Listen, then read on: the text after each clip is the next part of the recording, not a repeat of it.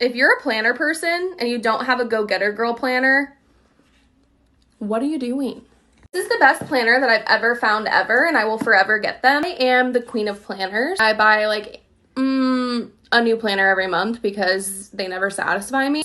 I've tried Erin Condren, I've tried Plum Paper, I've tried the Target ones, I've tried the TJ Maxx ones. It's not giving. But then I found Go-Getter Girl. You guys, best freaking investment. Best.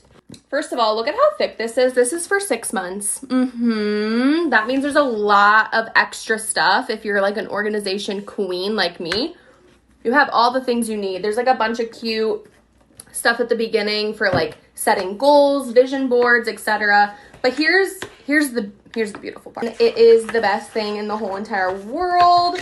I love it. I highlight different things, different colors to stay organized.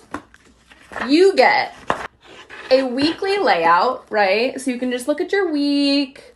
You also get a full page per day with time, goals, to do, note section. This is run by an entrepreneur, and let's support her. Like,